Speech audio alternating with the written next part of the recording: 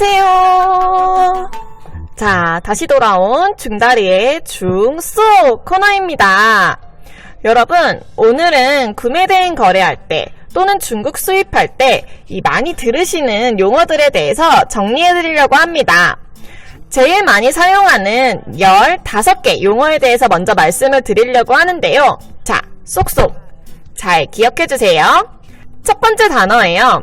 구매 대행입니다. 제가 지난 시간에도 한번 구매 대행에 대해서 설명드렸었죠. 말 그대로 다른 나라의 제품을 구매부터 한국 배송까지 이 전 과정을 쉽고 편리하게 받아보실 수 있도록 대행해드리는 서비스를 말합니다. 두 번째, 단가입니다. 단가는 대체 어디서 어디 범위까지가 단가지라고 하실 텐데, 이러한 제품 하나를 사실 때 또는 이러한 제품 하나의 묶음이라든지 그런 수량은 상관이 없고요. 이 제품을 사실 때 이 제품에 대한 가격만을 단가라고 말을 합니다. 자, 세 번째, CBM인데요.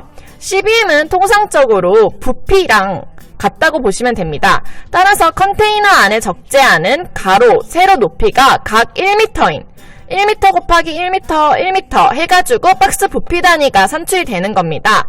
그래서 예를 들어 이 제품을 수입한다고 했을 때, 자, 여기에 보이시는 가로, 세로, 높이, 이거는 딱 봐도 센티미터죠. 센티미터를 곱해가지고 과연 몇 CBM이 나오는지를 산출을 하는 겁니다. 쉽게 말해서 세제곱미터가 CBM이라고 생각을 하시면 돼요. 자, 네 번째, 발주입니다. 발주는 여러분이 견적서를 받으시거나 아니면 구매 대행 신청을 통해서 이 제품을 주문하는 그 단계를 발주라고 합니다. 이 주문에는 당연히 제품가를 지불하는 게 완료되는 시점이겠죠? 자, 다섯 번째, 원산지 표시입니다. 원산지 표시 여러분 진짜 너무 중요해요. 이 원산지 표시는 왜 해야 되는지 한번 설명을 드려볼게요. 자, 해외에서 국내로 수입할 때 이제 나라 간 그런 공정한 거래 질서의 확립과 생산자 및 소비자 보호를 위해 해당 수입 물품이 어떤 나라에서 재배되고 사육되고 제조 또는 가공된 것인지에 대해 표기하는 것을 말합니다. 자, 예를 들면 제가 이렇게 여러 가지 제품들을 한번 가지고 와봤어요. 물론 원산지에 대해서는 제가 나중에 한번 더 자세하게 설명드릴 텐데요. 자, 일단 여기에 있는 것만 한번 볼게요. 지금 보시면 제가 아까 CBM 설명했던 이 제품, 이 제품에는 대체 어디에 원산지가 되어 있는 거지? 잘 모르시겠지만 여기에 이렇게 보시면 여기에 메이드 인 차이나라고 이렇게 인쇄가 되어 있습니다. 이렇게 인쇄가 된 것을 이제 인쇄된 또는 각인된 원산지 표시라고 말을 하고요. 자, 그리고 또 이제 이 제품을 한번 볼게요. 이 제품 같은 경우에는 어디에 돼 있는 거지 했을 때, 자, 여기 밑에 보이시죠? 밑에 이렇게 스티커가 있어요. 이 스티커에 이렇게 메이드 인 차이나라고 인쇄를 해서 진행하기도 합니다. 자, 그러면 과연 이렇게 박스나 제품에 붙이는 게 아니라 OPP 포장을 해야 될 때도 있어요. 그런 경우에는 자, 이 제품처럼 이렇게 메이드 인 차이나 스티커만 이렇게 붙여서 들어오기도 합니다. 이렇게 다양한 방식으로 원산지를 표시를 하게 되는데요. 원산지 표시는 구매 대행의 가장 기본적이고 필수인 요건이라고 기억하시면 됩니다. 자, 그럼 여섯 번째, 원산지 작업비란 제가 아까 다양한 원산지 작업의 경우를 보여드렸어요. 여기에서는 인쇄, 여기에서는 스티커에 인쇄되어 있고, 여기에서는 이제 메이드 인 차이나 스티커를 붙이고, 이러한 작업을 하는데 드는 비용을 말해요. 그럼 보통 여러분, 작업 비용 얼마예요? 이렇게 많이들 물어보시는데, 작업 비용은 보통 어떻게 환산이 되냐면, 이런 제품에 스티커 하나를 붙이는데 들어가는 비용, 시간당 비용을 보통 계산합니다. 그렇게 생각하시면 되고요. 또는 시간당 비용을 계산하는 경우도 있지만 다른 구매 대행 업체 같은 경우에는 이제 이 스티커 하나당 개당 단가를 붙이기도 하는데요.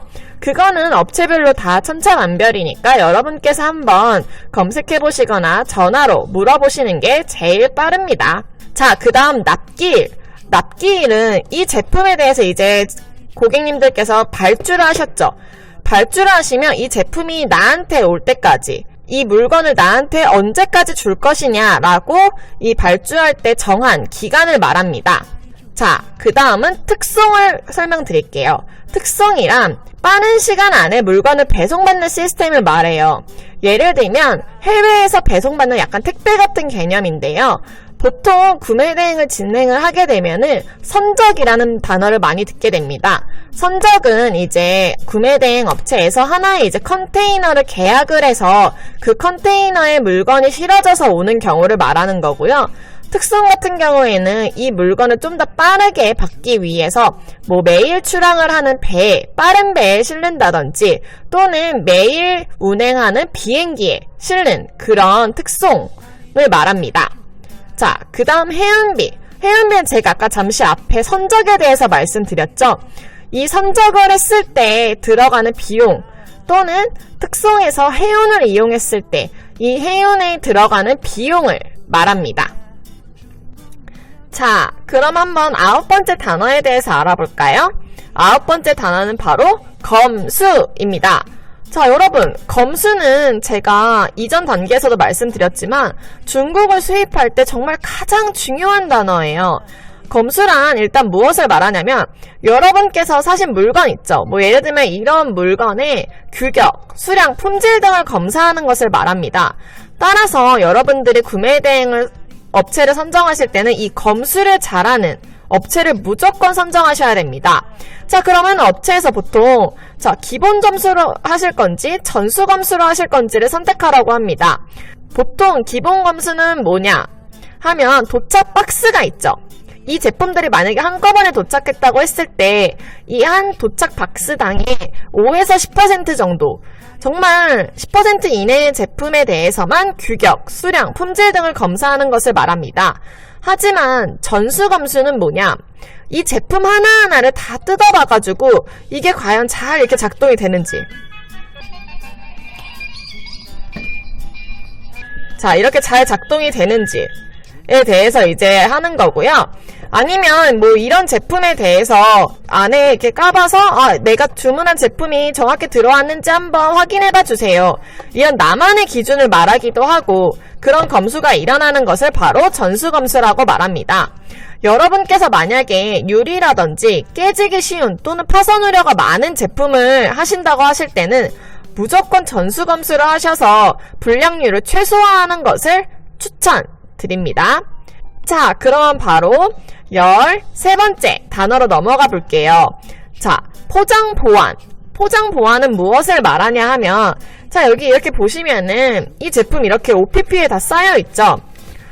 이렇게 파손 우려가 있는 제품이 그냥 박스에 담겨져서 왔을 때 이 제품이 파손이 안 되도록 한번 이렇게 뾱뾱이로 감싸주세요. 또는 이런 파손 우려가 있는 제품들은 이렇게 박스 포장이 되어 있어도 이렇게 한번 또 이렇게 감싸주세요 하는 것들을 포장 보안이라고 말합니다. 자, 그러면 14번째. 저희가 수입을 할 때 꼭 확인해야 되는 사항입니다. 바로 지식재산권입니다.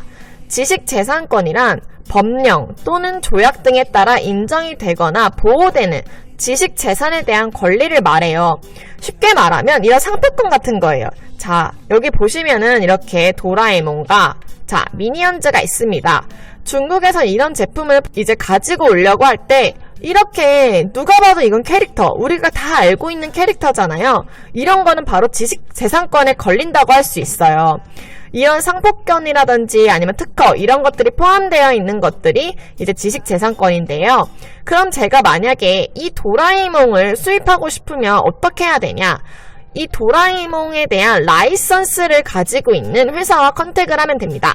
자, 라이선스는 그럼 뭘까요? 자, 여기서 15번째 마지막 단어예요.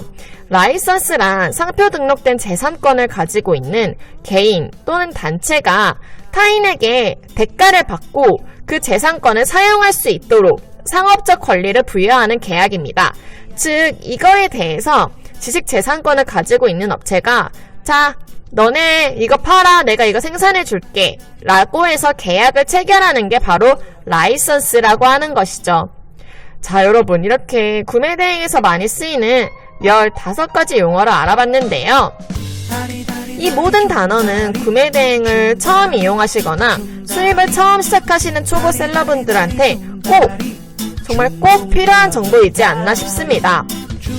자, 그럼 앞으로 알려드릴 중다리만의 구체적인 노하우도 절대 놓치지 마세요. 다양한 에피소드로 찾아뵙겠습니다. 다음에도 중소 감사합니다.